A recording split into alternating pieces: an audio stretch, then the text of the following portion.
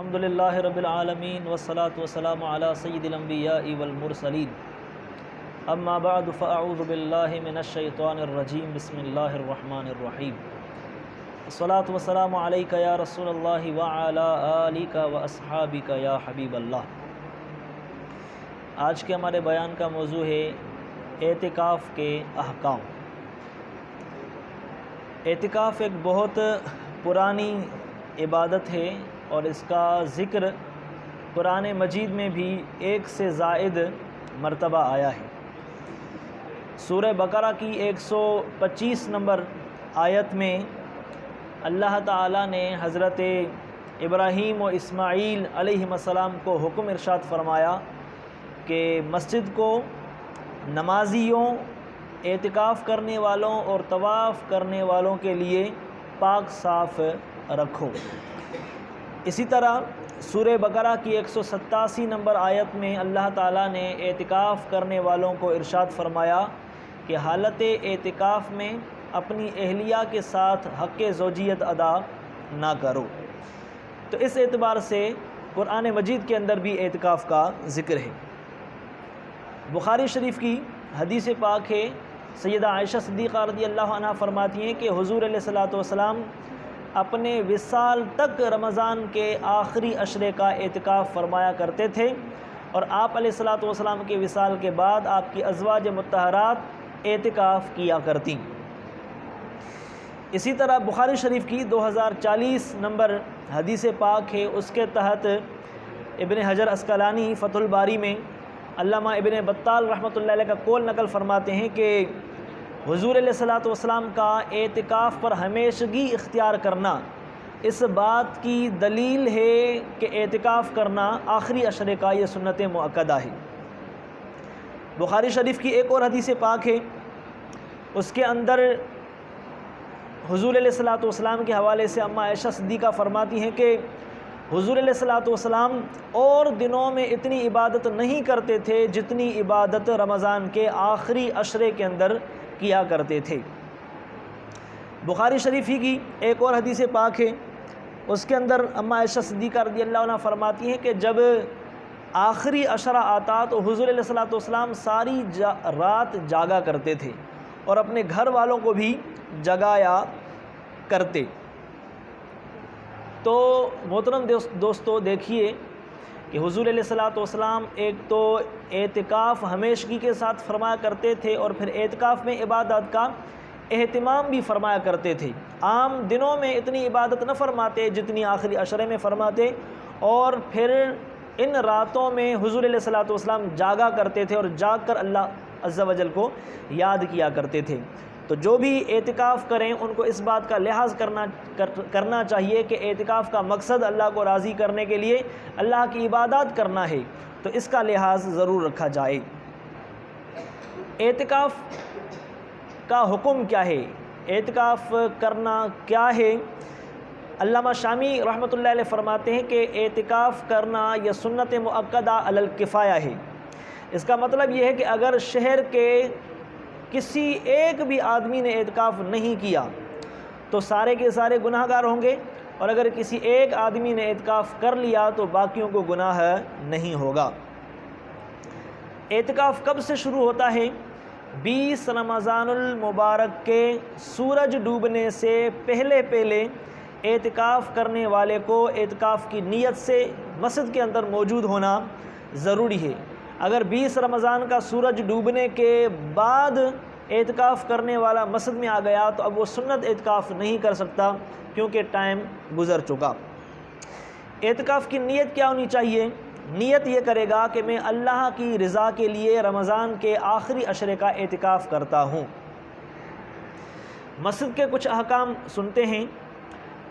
جو مساجد ہوتی ہیں وہ 2 حصوں پر مشتمل ہوتی ہیں۔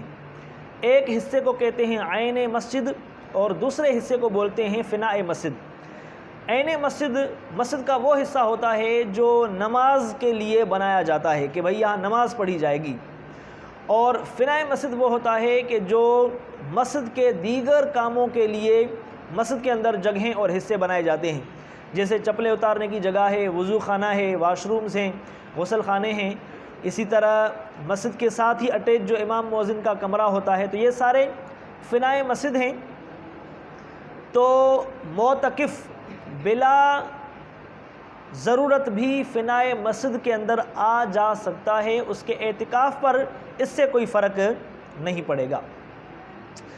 مسجد سے باہر نکلنا، اس کے حوالے سے حضرت اماں عائشہ صدیقہ رضی اللہ عنہا کی روایت ہے ابو داؤد شریف کی، آپ فرماتی ہیں کہ اعتکاف کرنے والا صرف ضرورت کی بنا پر، ضروری حاجت کی بنا پر مسجد سے نکل سکتا ہے، اس کے علاوہ نکلنے کی اجازت نہیں ہے۔ اب جو ضروری حاجت ہے وہ دو طرح کی ہوتی ہے، ایک ہوتی ہے شرعی حاجت اور ایک ہوتی ہے طبعی حاجت۔ شرعی حاجت وہ ہوتی ہے کہ شریعت تقاضا کرے کہ آپ یعنی اعتکاف کرنے والا وہ مسجد سے نکلے اور کام کر کے پھر آ جائے۔ اس کی مثال یہ ہے کہ جیسے عام طور پر گاؤں گوٹھوں میں ایسا ہوتا ہے کہ آدمی ایسی جگہ پر اعتکاف کرتا ہے کہ جہاں جمعے کی نماز نہیں ہوتی، تو اب جمعے کا دن آیا، اب اس پر جمعہ پڑھنا لازم ہے، تو اب اعتکاف کرنے والے کو حکم ہے کہ وہ جامع مسجد میں جائے، جمعہ پڑھنے کے لیے سنت پڑھے، خطبہ سنے، فرض کے بعد کی جو سنت نفل وہ پڑھ کر پھر واپس آ جائے۔ تو یہ جو ہے وہ شرعی حاجت کے پیش نظر مسجد سے نکلنا ہوا، اس کی اجازت ہے۔ طبعی حاجت کیا ہوتی ہے؟ طبعی حاجت کا مطلب یہ ہے کہ طبیعت کا تقاضا ہو اور وہ تقاضا مسجد میں پورا نہ ہو سکتا ہو، جیسے پیشاب پاخانہ وغیرہ کرنا۔ بخاری مسلم کی حدیث پاک ہے کہ حضور علیہ الصلوۃ والسلام اعتکاف کی حالت میں انسانی حاجت کے لیے گھر میں آتے تھے، تو اس کی شرح میں انسانی حاجت سے مراد پیشاب پاخانے سے لی گئی ہے۔ تو یہ طبعی حاجتیں ہیں، ان کی بنا پر اگر مسجد میں ان چیزوں کا اہتمام نہیں ہے تو بندہ باہر جا سکتا ہے، اس سے اعتکاف پر کوئی اثر نہیں پڑے گا۔ اب وہ کون سی چیزیں ہیں جن سے اعتکاف ٹوٹتا ہے، وہ چند چیزیں سنتے ہیں۔ بغیر شرعی اور طبعی حاجت کے مسجد سے نکلا، اگرچہ بھولے سے نکلا ہو، اعتکاف ٹوٹ جائے گا۔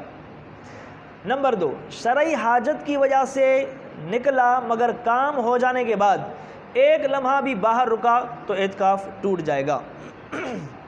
نمبر 3، طبعی حاجت کے لیے یا پیشاب پیخانے کے لیے باہر گیا مگر وہاں کسی قرض خواہ نے اس کو روک لیا اور اس سے 2-4 جملوں کا لفظوں کا لین دین کر لیا اس نے، تو اعتکاف ٹوٹ جائے گا۔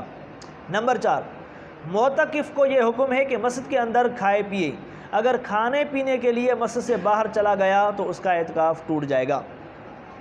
ہاں، بعض اوقات ایسا ہو سکتا ہے کہ مسجد میں گھر والوں کی طرف سے کھانا ہی نہیں آیا، تو اب معتکف کو اجازت ہے کہ وہ اپنے گھر جائیں اور گھر سے کھانا لے کر مسجد میں آئے اور مسجد میں کھائے۔ اگر گھر میں جا کر کھائے گا تو بھی اس کا اعتکاف ٹوٹ جائے گا۔ نمبر 5، مرض کے علاج کے لیے مسجد سے باہر جانے کی اجازت نہیں ہے، اگر جائے گا تو اعتکاف ٹوٹ جائے گا۔ نمبر 6، اعتکاف میں روزہ شرط ہے، اگر کسی سبب سے روزہ ٹوٹ گیا تو اعتکاف ٹوٹ جائے گا، کیونکہ سنن ابی داؤد شریف کی حدیث پاک ہے، سیدہ عائشہ صدیقہ رضی اللہ عنہا کا فرمان ہے کہ ولا اعتکاف الا بصوم، کہ روزے کے بغیر اعتکاف نہیں ہے، لہٰذا اگر روزہ ٹوٹا، روزہ نہ رکھا معتکف نے تو اعتکاف نہیں ہوگا۔ نمبر 7، مریض کی عیادت اور جنازے کے لیے جانے سے بھی اعتکاف فاسد ہو جاتا ہے۔ سنن ابی داؤد شریف کی حدیث پاک ہے، اماں عائشہ صدیقہ رضی اللہ عنہا فرماتی ہیں کہ معتکف پر یہ سنت ہے کہ مریض کی عیادت نہ کرے اور جنازے میں نہ جائے۔ اور نمبر 8، بے خیالی میں مسجد سے نکلا، یاد آنے پر اگرچہ فوراً اندر آ گیا پھر بھی اعتکاف ٹوٹ جائے گا۔ ہاں، مسجد میں کھڑا ہے، اگر ایک پاؤں مسجد سے باہر ہے، ایک پاؤں مسجد کے اندر ہے تو اس سے اعتکاف نہیں ٹوٹے گا۔ اللہ کی بارگاہ میں دعا ہے جو مسائل سنے ہیں انہیں سمجھنے، عمل کرنے، دوسروں تک پہنچانے کی توفیق عطا فرمائے۔